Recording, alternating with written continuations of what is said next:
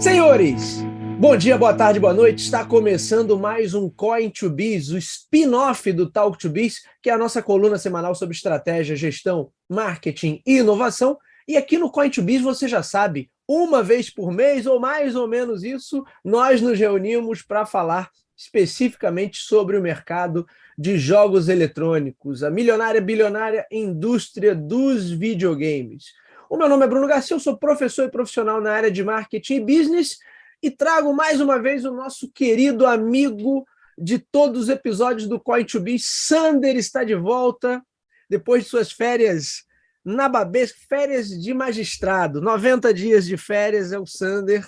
Quase um ano sabático, né? É um trimestre sabático que ele tirou. Mas, Sander, seja bem-vindo de volta ao Coin2Biz. Obrigado de novo estar aqui. Assim, é sempre um prazer conversar contigo e falar sobre tecnologia no mundo de negócios, né?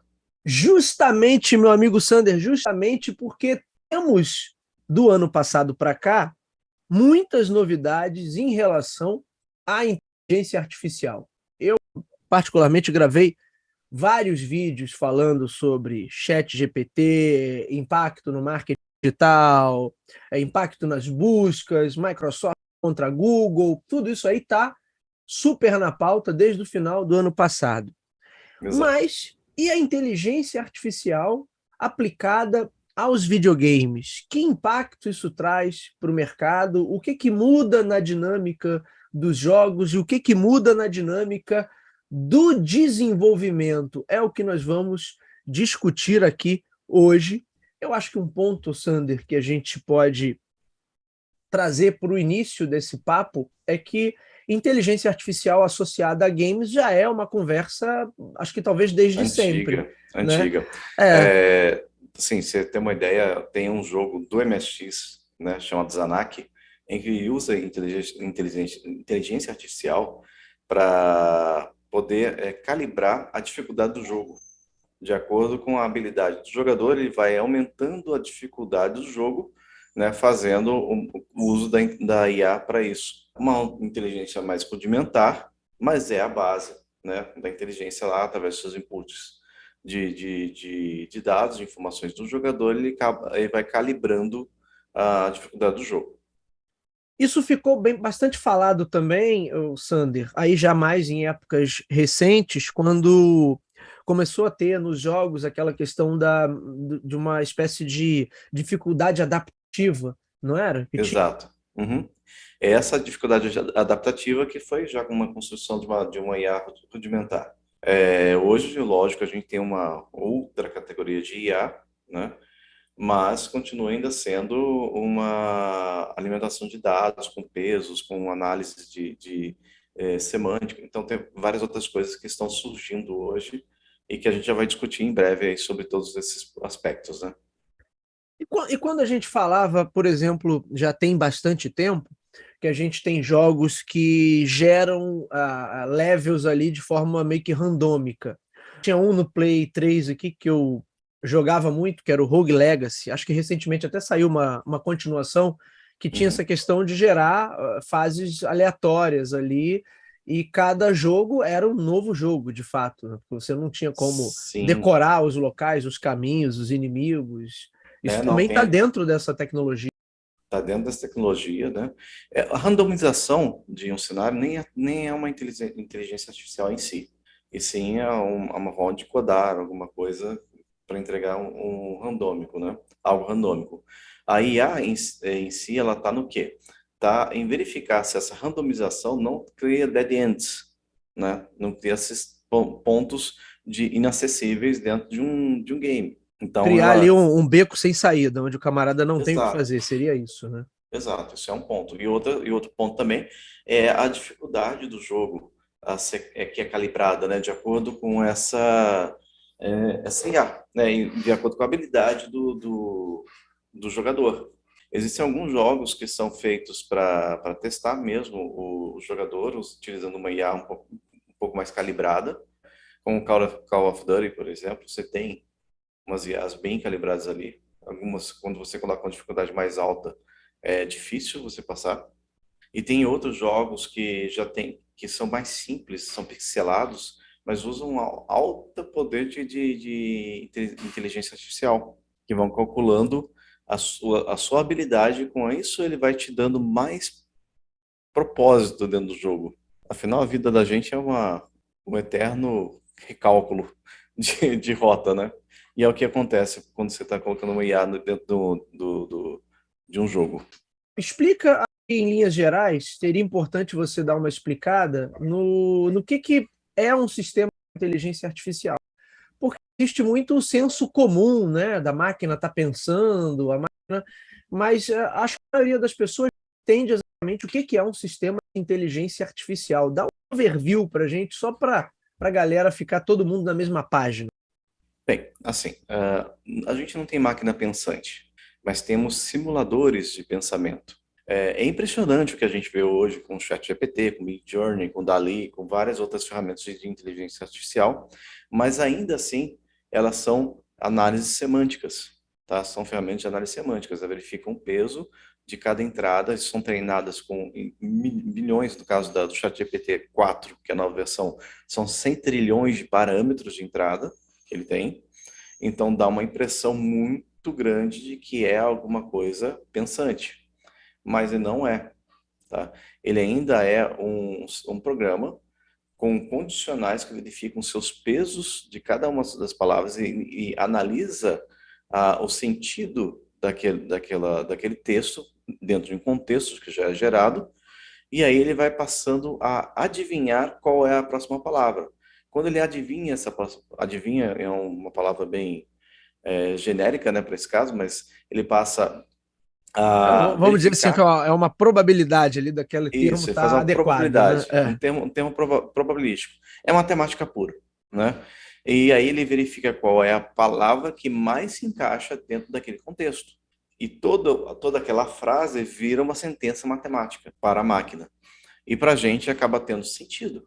Essa aplicação, o Sander, no desenvolvimento de jogos, de cara, acho que tem o que todo mundo está falando do quanto uma ferramenta como o ChatGPT e outras similares facilita que pessoas comuns desenvolvam código. Porque Uhum. você pede ali para ele fazer e ele aparentemente consegue fazer com uma dose de assertividade bastante alta.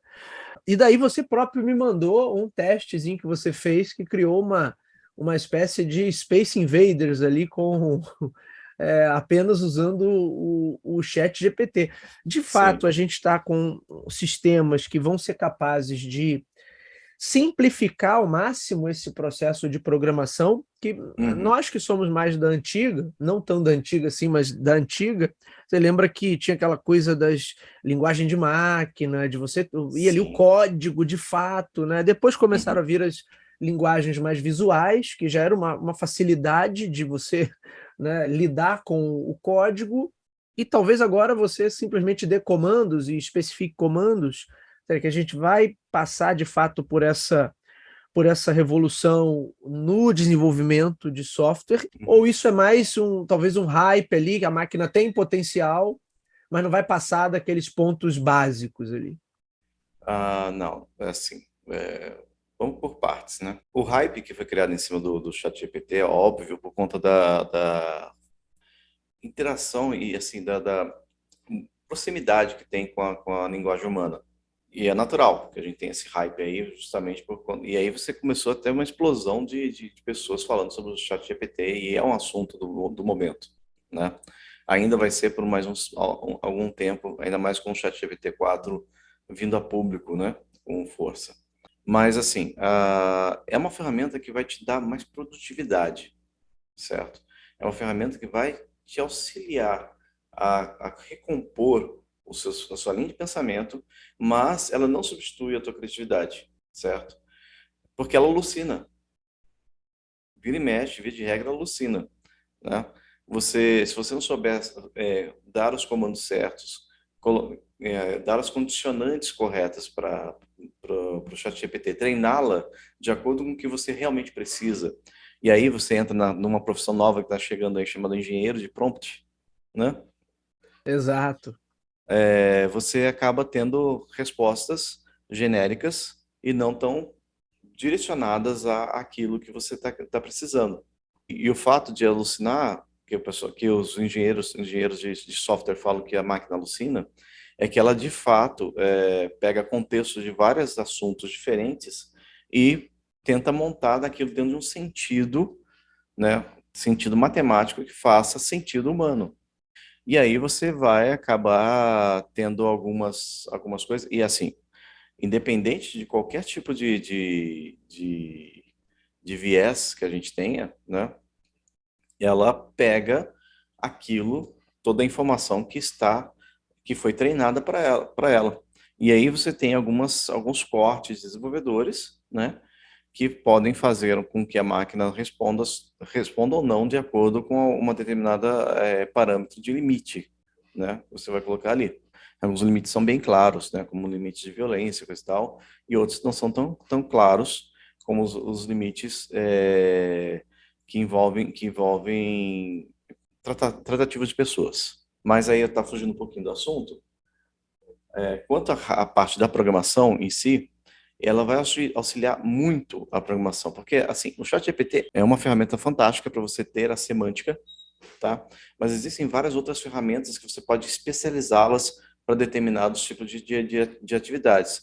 Por exemplo, na parte de codificação, nós temos o GitHub Copilot, que faz com que você tenha uma validação de código. Ele te sugere, quando você está escrevendo seu código, ele já sugere qual é o próximo passo daquele código, né? Integrado já na sua ideia de desenvolvimento. Então, o que a gente tem hoje, e se as pessoas não souberem aproveitar, o que vai criar uma massa de desemprego mais para frente, e não deve demorar muito, não tem nada a ver com essa última massa de layoffs que teve nos Estados Unidos, né? Isso ainda não teve a ver com isso, mas no futuro vai ter. Em que as pessoas que não souberem aproveitar da produtividade vão acabar ficando para trás, certo? Que isso vai promover. Vai ter um momento em que o profissional não vai precisar mais codar efetivamente, ele vai precisar saber o que ele quer. É porque, É uma na esfinge verdade. invertida, sabe a esfinge Aham. invertida, né? Faça-me a pergunta que eu lhe responderei, mas faça-me correto, que senão lhe devoro. É porque, na verdade, ela não. É claro que o ChatGPT é uma ferramenta mais genérica, né? Mas aí, como você falou, vão ter ferramentas mais especializadas em alguma coisa, Uhum, em um determinado tipo de tarefa, mas isso não isenta o camarada de saber do que ele está fazendo e com o que ele está lidando. Do exato. contrário, ele não tem condição nem de verificar se aquilo ali está indo no caminho correto ou não. Então, você tem uma ferramenta de produtividade, possivelmente que vai acelerar, especificamente falando do desenvolvimento de software, isso vai acelerar, deve acelerar bastante, mas Uhum, não que um leigo possa sentar na frente de um sistema como esse. Ah, não, agora está tudo certo porque eu tenho o sistema aqui que vai fazer tudo por mim e eu vou ficar só tomando aqui minha limonada e o serviço vai ser feito exato. magicamente, porque às vezes a impressão que o senso comum tem é um pouco disso, não? Não, eles estão achando que já tem consciência, né? Na verdade, assim, a gente não tem uma consciência digital. Inclusive um A gente não camarada tem foi um demitido lá T800 do aí rodando. Google, o Google demitiu um engenheiro que entrou nessa loucura, né? E não vai Aham. demorar até outros irem na mesma vibe, né? Na verdade, a Uhum. galera tá sedenta por isso. Eles Isso. querem, então, mas enfim. Então, o que você está me dizendo é que a gente tem um ganho de produtividade, com toda certeza, mas vamos dizer assim, que isso ajuda a democratizar o acesso das pessoas a ferramentas de codificação, mas não necessariamente permite que um leigo hoje consiga desenvolver alguma coisa amanhã só porque tem ajuda de um chat GPT da vida, né? Ele vai facilitar. Se esse leigo, por exemplo, for uma pessoa que tenha um pensamento lógico, um raciocínio lógico bem apurado, ele vai conseguir parametrizar por exemplo, o chat GPT para responder de acordo com aquilo que você pergunta, né? Então, assim, antes de você começar a fazer qualquer coisa dentro de uma ferramenta como essa, você tem que treiná-la, tá? Assim, ela já tem um treinamento de 100 trilhões de parâmetros agora, o ChatGPT 4. Olha como é que ele cresceu. O ChatGPT 3.5, que é a versão anterior, tinha 175 bilhões de parâmetros. E agora tem 100 trilhões de parâmetros. Esses parâmetros que eles falam, mas são palavras, são textos, são sites, são livros, várias fontes de entrada de dados que dão realmente a ilusão de que é uma consciência falando, mas não é uma consciência. Você percebe que você tem as alucinações dele, você percebe que recebe respostas aqui um pouco truncadas ou atravessadas, especialmente na parte da programação, vem muito erro, tá? Você tem que corrigir muito. O exemplo que eu mandei do Space Invaders para você não está longe de ficar bom aquilo lá. Ele perde vidas fácil, ele tem fica o sprite da nave correndo a lateral inteira. Ele não fez, não pedi para ele fazer responsivo para funcionar com mobile. Então, assim, são várias coisas que precisam ser pensadas antes de executar. E aí, quando ele retorna o seu prompt, você ainda tem que ter o senso crítico de ver que aquilo está ou não de acordo com o que você realmente pediu. E para você ter isso, você precisa saber programar. Mas é ótimo para quê? Você tem uma ideia, você não sabe como organizar aquela ideia. Você coloca a sua ideia fora de contexto, dentro de um chat GPT, e pede para que ele organize aquela ideia e faça uma reorganização. Ele te manda uma reorganização das suas ideias. Putz, isso daí abre um leque gigantesco. E isso está acontecendo hoje. Eu mesmo estou usando bastante o chat GPT para me ajudar a organizar minhas ideias, porque isso sim é um grande produtividade. Além de, lógico, das ferramentas especialistas de inteligência artificial que vão te dar uma codificação mais rápida, né? Uma integração de codificação muito mais rápida, a análise semântica do jeito que o ChatGPT traz faz com que você consiga organizar o seu pensamento. E organizando o pensamento, um pensamento organizado, é produtivo. Ô, Sander, dá uma ideia aí só para aquele projetinho que você fez do Space Invaders. Quanto tempo você ficou desenvolvendo aquilo ali? E quanto tempo seria se você fosse fazer a moda antiga, por exemplo? Só para a gente ter uma ideia de comparação aí, de quanto você ganhou de produtividade com isso. Tá. Então, para chegar naquele ponto lá, eu levei mais ou menos uns 15 minutos. Se eu fosse fazer a mesma coisa, ia levar pelo menos uns 3, 4 dias. Certo, para desenvolver tudo do zero e Do fazer zero, linha isso. por linha, né? Uhum. Mas aí ter a ideia, escrever, né, fazer o storytelling do jogo, né? Começar a desenvolver o código e tal. Ali eu já comecei pela história do jogo, do que eu queria fazer. E aí ele começou a me dar sugestões. E a partir dessas sugestões, aí eu comecei a montar a requisição para gerar o código. Na hora que ele gera o código, você copia e coloca dentro de um executor, por exemplo, o app.js, que é aquele que eu te mostrei. E funciona perfeitamente, né? Funciona assim. Lógico, tem algumas correções, problemas, bugs que ainda tem o jogo, né? Mas ele funciona de modo adequado. Para você ver a produtividade aí, foi de 4 dias para 15 minutos. Não, um ganho absurdo. Agora, ô Uhum. Sander, aí até aproveitando esse gancho, que aí são uma percepção que eu tenho e eu queria ouvir a tua opinião sobre isso. A gente vai ter um impacto aí vamos dizer assim, em dois extremos. De um lado, você tem a grande indústria de jogos, né, de desenvolvimento, os caras já têm, não, equipes gigantescas, têm uma mega estrutura, fazem os Uhum. jogos aí AAA, e é claro que eles vão usar dessas ferramentas que vai ajudar muito. Mas, por Uhum. outro lado, você tem a indústria, vamos dizer assim, mais indie, uma indústria ali mais básica, que ainda está muito naquela ideia do que era a programação de jogos nos anos 80 ali. Uhum. Um grupo pequeno, muitas vezes você tem um camarada sozinho que desenvolveu, né, pensou e cumpriu todas as etapas de desenvolvimento daquele jogo. Né? Você tem equipes menores, quando não o trabalho puramente individual. Uhum. E aí, será que.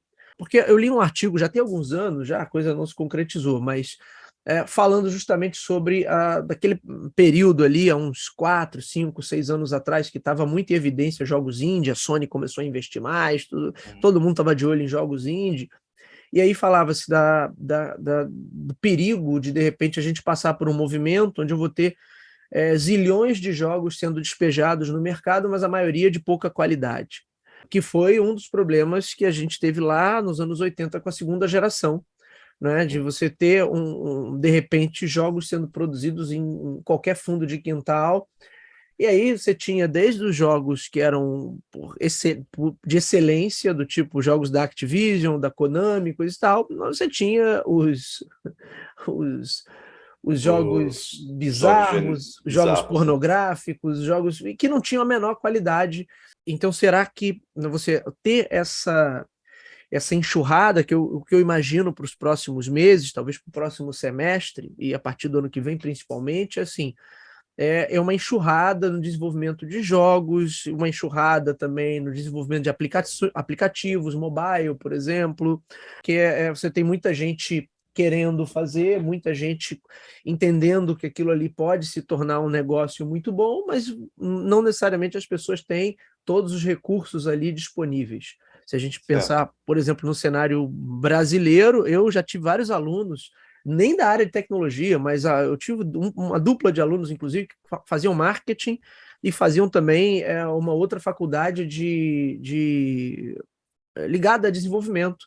Uhum. Né? E os caras tinham um projeto lá deles de fazer um jogo, mas o menino uma vez falou para mim, Bruno, eu trabalho o dia inteiro, depois venho para cá à noite, não consigo, a coisa não consegue andar porque eu não tenho tempo. Quer dizer, você está Uhum. com esse ganho de produtividade de 4 dias, que você citou aí como exemplo, para a gente ter como Sim. parâmetro, para 15 minutos, olha o quanto que eu estou potencializando que mais e mais atores entrem nesse mercado. Exato.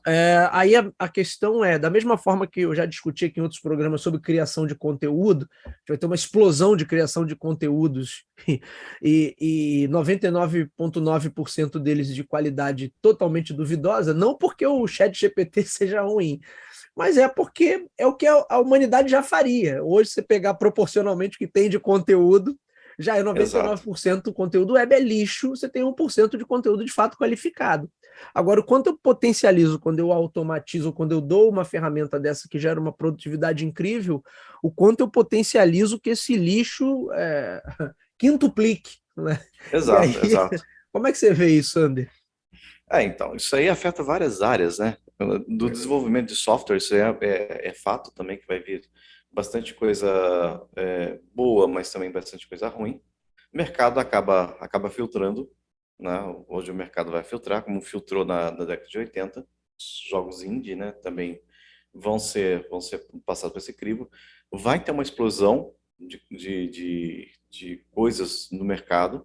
Vai ter uma explosão tanto na parte de desenvolvimento de software quanto na área de marketing também. Vai ter muito storytelling por aí. O pessoal vai estar utilizando simplesmente no copia e cola da Ah, ferramenta do. sim, vão pedir para o chat GPT inventar ali tudo e vai ser isso. Enfim, vai vir muita coisa assim, de qualidade, mas também vai vir muito lixo. E, pelo amor de Deus, quando se fala lixo, é realmente coisas que não dá nem para considerar como coisas usáveis, tá? Sim, não quero que as pessoas entendam da nossa fala como se fosse uma fala, de Uma repente, um fala pouco que. elitista, né? Ah, não, olha aí, Não, que não. porcaria que agora mais pessoas vão ter condição de programar jogos. Longe Pelo disso, contrário. né? Pelo Pelo contrário, contrário, é quanto muito mais bom, mas pessoas, exato, melhor. exato. A gente vai ter mais, como eu falei, vai ter muita coisa de qualidade. E vai ter muita coisa feita do jeito que a gente conhece que o pessoal faz, nas coxas. Vai ter. Vai ter essa explosão, em um princípio, e depois o filtro vai começar a ativar. Hoje a gente tem, assim, formas muito difundidas de você jogar o seu jogo na internet sem precisar você, por exemplo, passar uma Sony, passar por uma Microsoft, né? Você pode abrir um site, construir um site, colocar um jogo em HTML5, usar o ChatGPT para construir, né, o site, construir os processos da lógica do jogo, né, usar as ferramentas de construção como o Visual Studio Code e outras de design né, de desenho para você fazer as imagens, como por exemplo o Midjourney ou o DALL-E. Você pode também fazer música totalmente autoral, sem precisar de um músico profissional, né, utilizando algumas outras ferramentas de IA. Tema polêmico aí também, né, Sander? Porque vai ao redor do mundo aí várias entidades, artistas, coisa e tal, estão questionando, entrando na justiça. Mas enfim, isso é papo para um outro Uhum. programa, mas que a galera tá questionando, e principalmente desses sistemas que geram imagens, né? O cara pega o estilo de alguém e, com base naquilo, aprende, faz alguma coisa do zero, mas que tecnicamente não é do zero, né? Mas, afinal, tudo que a gente faz no mundo já não é mais coisa do zero. Alguém Não, inventou concordo, antes, concordo, né? mas polêmica, É polêmica, isso aí polêmico, dá polêmico. pano pra manga, né? É assim, quando a gente fala sobre é, ciência e tecnologia, e isso é uma frase de Neil deGrasse Tyson, né? Nós estamos apoiados em ombros gigantes, certo? Onde alguém já descobriu a base daquilo e dali você desenvolve coisas novas, né? A capacidade que a IA tem de desenvolver coisas novas a partir de um algoritmo matemático, tá? É uma capacidade que vai fazer com que a gente exploda o nosso conhecimento, tá?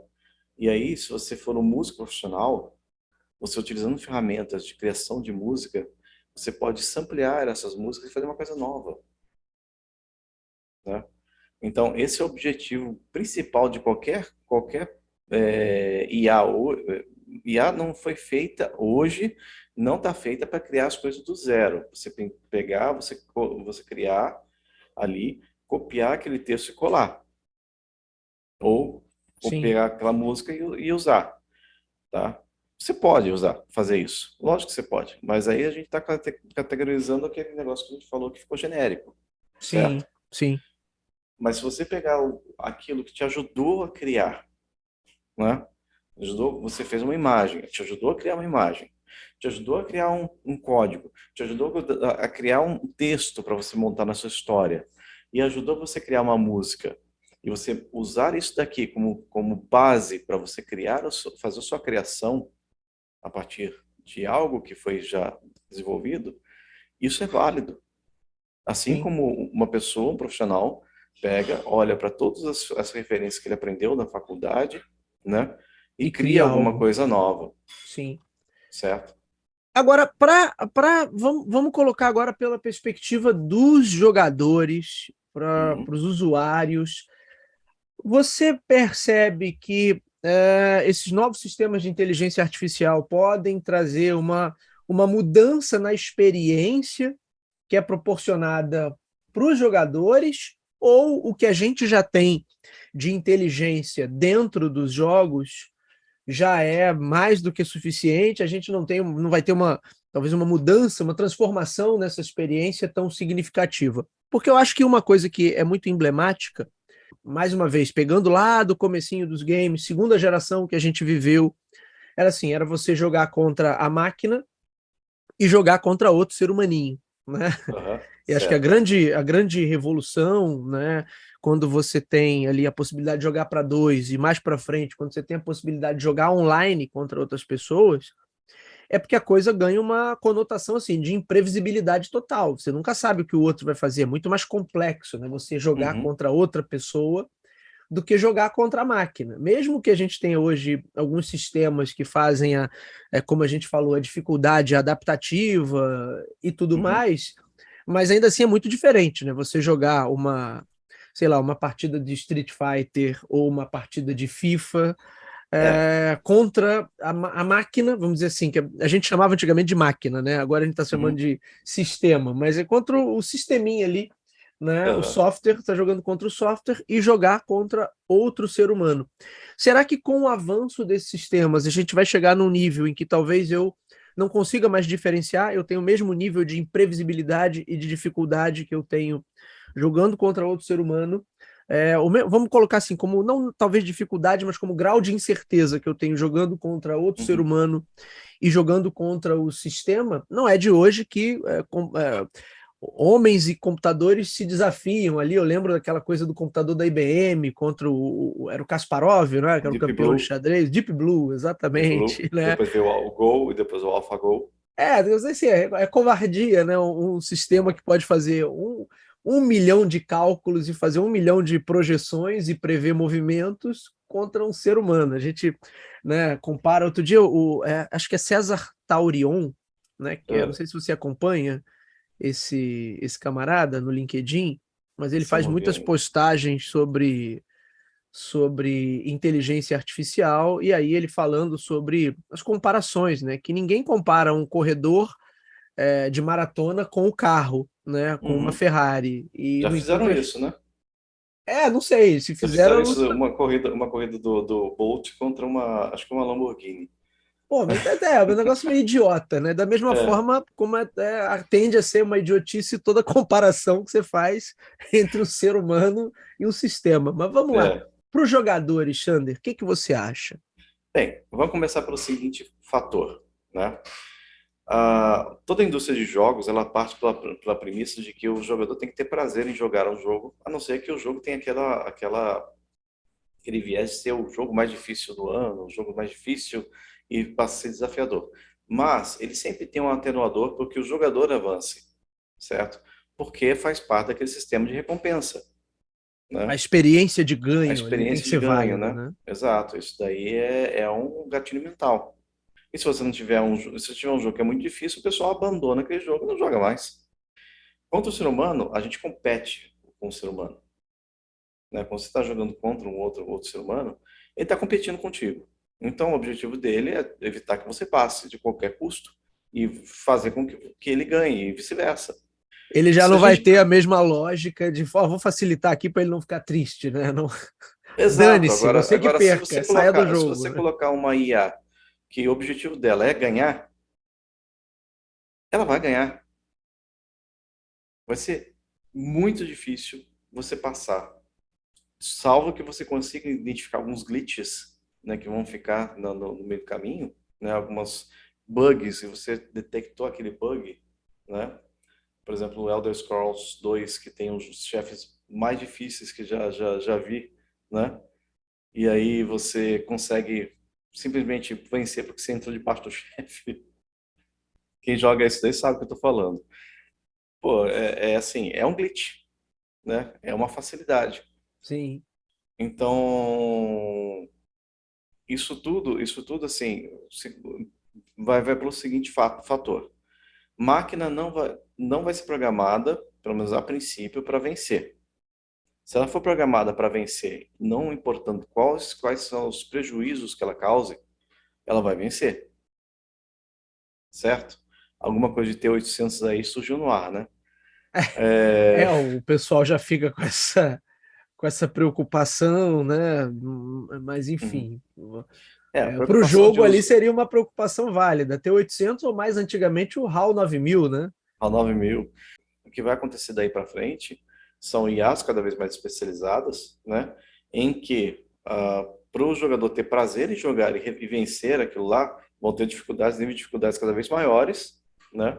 Mas, e digo mais uma coisa, vão ter dificuldades de nível militar,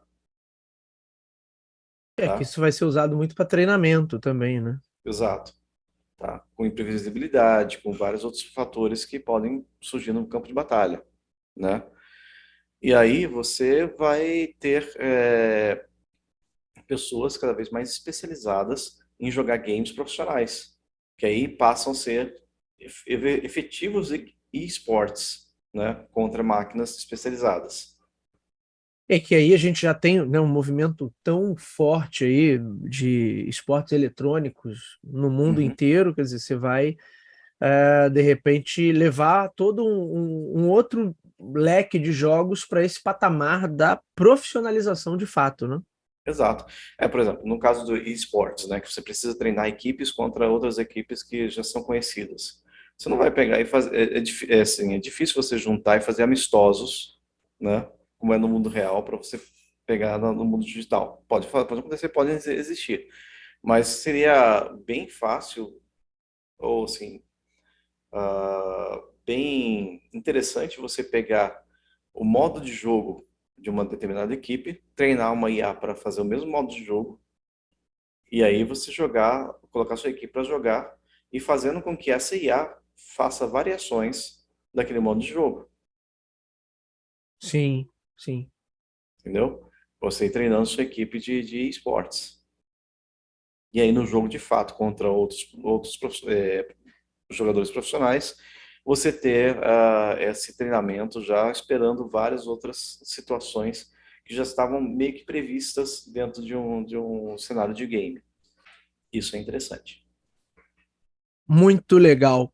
Meu amigo Sander, para a gente encerrar, o que você vê de perspectiva dessas novas inteligências, desses novos sistemas gerarem de inovação para o mercado de jogos eletrônicos? O que é que de repente a gente está falando muito de produtividade, de ganho de Uhum. tempo, de mecânicas facilitadoras para o desenvolvimento das coisas, mas de repente a gente não está ainda olhando pela perspectiva da inovação. O que isso potencializa de inovação ou de novas experiências, novos tipos de jogos que a gente possa ter a partir desses novos sistemas? O que você vê nesse sentido, Sander? Quando você consegue fazer uma ferramenta que te ajude a produzir mais, reduz o seu tempo no fazer e aumente seu tempo no criar, você começa a ter mais liberdade de pensamento, né? Aí você tendo mais criatividade, você traz mais alternativas de novos jogos que podem vir aí, tá? Tanto na parte de 3D imersivo, como é no caso do PlayStation VR 2, né? Quanto nas novas tecnologias de comunicação com a Microsoft usando o Game Pass Online, né? Que, aliás, é um assunto bem interessante que a gente conversou no ano Tem- passado sobre, temos, sobre, é, sobre temos que esse falar acordo, sobre né? isso, O acordo sim. da Nintendo com a Microsoft. Cantei A essa gente, bola. ô Sander, a gente só não ganha na loteria, mas quem Cantei acompanha a essa gente bola ano há mais passado, né? tempo, a gente vem acertando, ó, olha, fiquem de olho nisso. E algum Uhum. tempinho depois, ó, tá lá. A gente só não acerta na loteria, mas vamos lá. Pois é. Vai separar o joio do trigo, tá? É aquele negócio assim.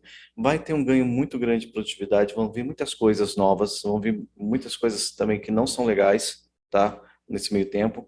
Mas o que vai acontecer é liberar o pessoal para ter mais criatividade, né? Vão ter mais times fazendo trabalhos com isso, né? E times que às vezes estavam concentrados em grandes players podem ser dissolvidos. De novo, um outro layoff, como eu falei, pode ser que continue os layoffs até. E assim, eu digo que até o Q2, que é o que é agora o segundo quarter, né, desse ano, para recomeçar contratações na mão de TI mais forte a partir do Q3, depois do final do ano fiscal americano, né? Aí a gente vai ter saber o tamanho do rombo, do estrago que foi feito esse ano na parte de TI, né? Não se dá para falar que, olha, foi um ano horrível, né? Porque durante a pandemia cresceu-se quase 200%, mas agora com esses layoffs deu uma retração de 10, 15%, né? Não dá para medir isso efetivamente antes do final do ano fiscal americano. Então, quando terminar esse ano fiscal, a gente vai ter uma noção do que vai estar acontecendo. E aí E vão ainda ser assim, ô Sander, montadas. vão ser análises ainda muito parciais, né? Porque eu entendo que muitos desses layoffs que estão acontecendo talvez tenham mais um impacto a médio prazo do que para agora, né? Pelo menos assim, o que eu vi, o Facebook fez uma nova rodada de demissões ali, e Uhum. segundo o comunicado do Mark Zuckerberg, né, a alegação dele era de dar mais agilidade à empresa, reduzir níveis gerenciais, quer dizer, ou dispensar projetos que até então não tinham dado em nada. O Meta, por exemplo. O próprio metaverso. Vamos falar, temos que gravar um episódio sobre realidade virtual, realidade aumentada, que tem a Uhum. IPS VR 2. Aguardem os nossos ouvintes, está na fila de produção aí, será um dos próximos com toda certeza. Mas desculpa, Sander, vai lá, conclui teu Não, raciocínio aí. tranquilo, tranquilo. E aí, a gente, só para a gente, para concluir, né? A gente vai ter, assim, jogos desenvolvidos com imagens feitas em IA, isso vai ser fato, né?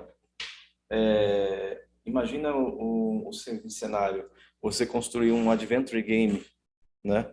Em que você integra o chat GPT treinado para aquele adventure game para responder algumas situações que aconteçam dentro daquele game de forma natural. Então, isso pode acontecer, isso pode vir. E é assim, a ferramenta está aí, né? Faz quem quer, Sim, certo? sim. Então, exatamente esse é o ponto que eu queria chegar. Hoje as ferramentas estão à mão de todos, democratizou, tá? Ah, mas o computador é caro, coisa e tal. Cara, no celular você consegue fazer isso, tá? Então, assim, é mais difícil? Com certeza. Não vou tirar o mérito. Você fazer um negócio desse no celular é horrível, tá? Mas dá, certo? Uma coisa é dá para fazer, outra coisa é fazer bem, Sim, né? sim, sim. Certo? Como o pessoal, como eu vi uma frase uma vez, né? A pessoa estava em Búzios e falou assim: dá para chegar a pé no Rio de Janeiro? E a pessoa respondeu: dá. Com boa vontade, você chega. Quanto tempo você vai levar? Aí é uma outra questão, né? Que não estava Exato. no Não, questionamento inicial. você pode ir do Iapoca a Chuí a pé. Pode. A questão é, você está disposto a isso? Muito bem. Sander, meu amigo Sander, muito obrigado por mais essa participação, engrandecendo aqui o nosso Coin to Biz. Sander, estou sabendo que você também agora tem podcast, tem coisa nova aí sendo produzida. Conta pra gente, dá todo a ficha aí do seu projeto para a Dá o galera já ficar contexto, de né? olho. É. É assim, existem muitas pessoas excelentes na parte de TI que explicam codificação, né? E assim, eu estava pensando em entrar também para começar a dar aulas de codificação e tudo mais, mas tem muita gente muito boa para isso. Não é que não agregaria, até agregaria, tá? Colocando mais conhecimento na parte de TI, na programação. Mas eu percebi uma coisa nesse tempo, inclusive que eu fui gestor, tá? É, que existe um gap entre o conhecimento técnico e como as pessoas se comportam, né? Então, o podcast que eu vou lançar, chamado MarraCast, vai ter entrevista com pessoas, né, do mundo de TI, corporativo, marketing. Meu amigo Bruno vai entrar também nessa conversa, Com né? certeza. Vai ser voltada para os soft skills, voltada para a área comportamental, né? Resiliência, autoconhecimento, processos de desenvolvimento pessoal, né? Mas com um pensamento analítico e nada solto no ar, sim buscando com que as pessoas deem o seu melhor no seu trabalho, né? Porque uma coisa o pessoal fala assim, você tem que ter sua vida pessoal e sua vida profissional. Não creio que seja isso. Você tem seus momentos profissionais, seus momentos pessoais, mas você é uma única pessoa. Você traz para sua casa os seus problemas que você teve no trabalho, você leva para o trabalho os problemas que você teve em casa. É muito difícil, a não ser que você esteja falando de uma certa série da Apple TV, né, que eu não lembro o nome agora, né? Que você entra dentro do trabalho e você esquece que está no mundo de fora e vice-versa, né? É muito difícil você desvencilhar, né, o seu mundo de trabalho com o mundo pessoal. E especialmente hoje, que muita gente está trabalhando de casa. Basicamente, as pessoas estão dentro das casas das outras pessoas, né? Seu chefe, ele te vê com a câmera dentro da sua casa. Ele sabe que o seu cachorro late, sabe que seu filho chora, sabe que tua esposa às vezes passa atrás, né, falando, não, precisa fazer compra para isso, coisa, né? Ou se ela está trabalhando também no mesmo, sabe até o trabalho que a esposa está fazendo, né? Exato. E vice-versa, o marido também, às vezes, aí a gente tem mulheres que estão trabalhando e estão fazendo seu trabalho lá e o marido está lá trabalhando em outra coisa, né? Ele tá cuidando da casa, qual é o problema, né? Então, assim, a gente tem várias situações de comportamento que eu percebi que às vezes ficaram um pouco esquecidas. Então, o Marracast é justamente isso, né? Tratar das soft skills dentro do mundo TI. Muito legal. Sander, previsão de lançamento aí, Sander, ou tá ainda no desenvolvimento e você ainda vai trazer essas datas para gente? Ele está em desenvolvimento, né? Ele está em desenvolvimento. A previsão de eu fazer o lançamento ainda no mês de abril. E aí eu já começar a ter o material com a gravação das entrevistas, né, com as pessoas, justamente focando esses pontos de soft skills. Em breve vocês vão ter novidades aí com o Marracast. Muito bom.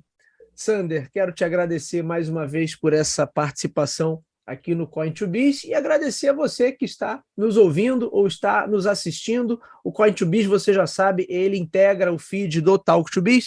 Então, na sua plataforma de podcast predileta, basta buscar por Talk, o número 2 e Biz, que você vai nos encontrar. Também estamos no YouTube, então o canal Talk2Biz no YouTube, todos os episódios do nosso podcast ficam disponíveis por lá. Aqueles, quando eu gravo sozinho, só tem o áudio, fica lá o áudio também, mas esse, no caso que eu gravo também em vídeo, você pode ouvir na sua plataforma de podcast predileta ou pode assistir a esse conteúdo no YouTube. É isso, meus amigos, hoje vamos ficando por aqui. Nos vemos na próxima. Um abraço a todos. Valeu, Sander! Valeu!